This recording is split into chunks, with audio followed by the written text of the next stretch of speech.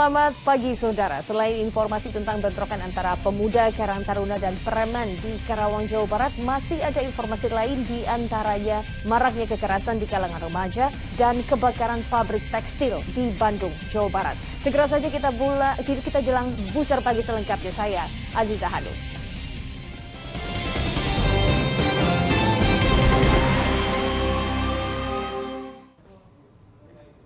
Diduga saling berebut pengelolaan limbah industri, ratusan pemuda Karang Taruna bentrok dengan preman bayaran pengusaha limbah industri di Karawang, Jawa Barat. Akibat bentrokan tersebut, 2 anggota Karang Taruna mengalami luka-luka.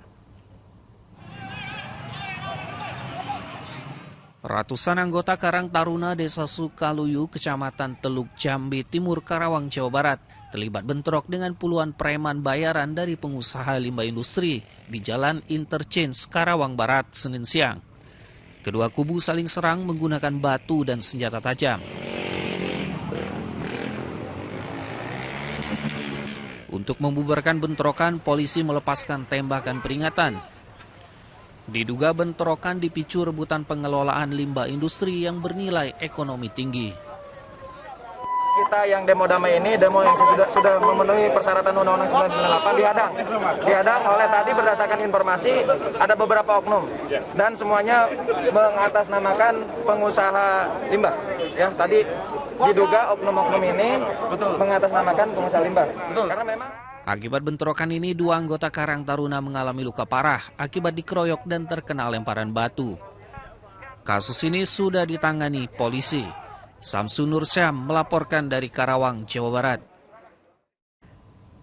Sementara itu, saudara, bentrokan juga terjadi antara petani dan ormas di Desa Sukamulya, Kecamatan Tukdana, Indramayu. Akibat kejadian ini, 2 orang warga Majalengka, Jawa Barat meninggal akibat menderita luka sabetan senjata tajam.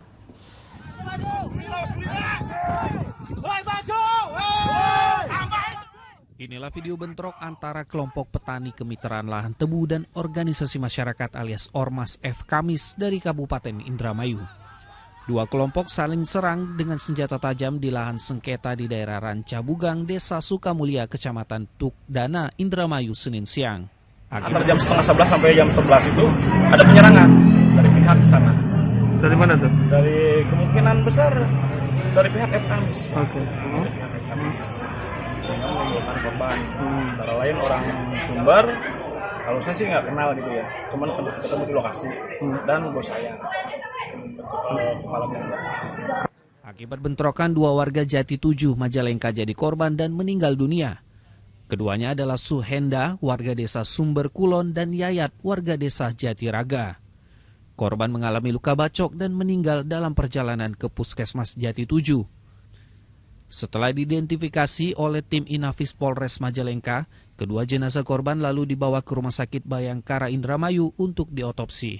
Dan korban ini adalah dua-duanya warga Kecamatan Jati 7 Kabupaten Majalengka. Berkaitan dengan kronologis terjadinya bentrokan ini karena kemitraan menggarap lahan tebu milik HGU pabrik gula Jati 7 ya, yang masih dikatakan sengketa dengan F. Kamis Kabupaten Indramayu.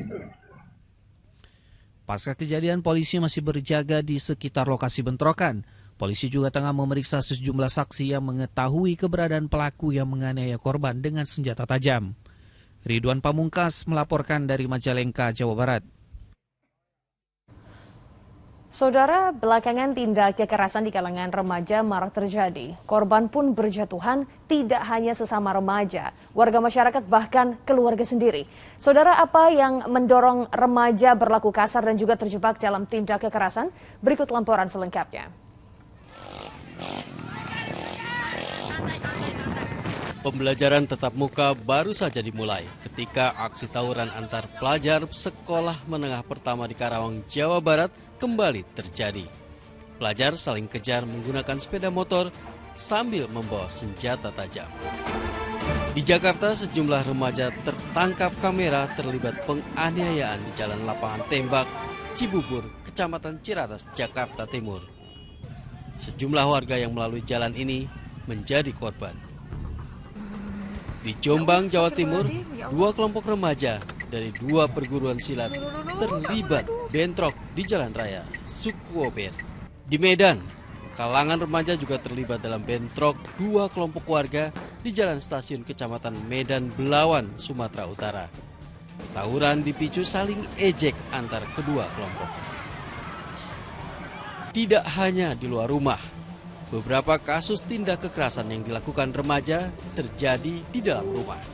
Seperti yang terjadi di Lampung, seorang remaja berusia 17 tahun menganiaya adiknya yang berusia 12 tahun dengan senjata tajam hingga tewas.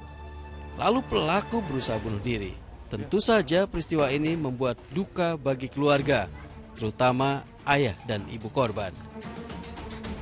Di Jepara, Jawa Tengah, seorang ibu tewas di tangan anak kandungnya gara-gara menegur sang anak yang terlalu asik menonton TV dan tidak mau bekerja.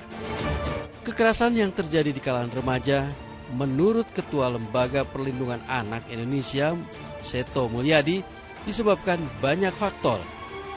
Dari mulai minuman keras, pornografi, maupun tekanan sosial dan ekonomi.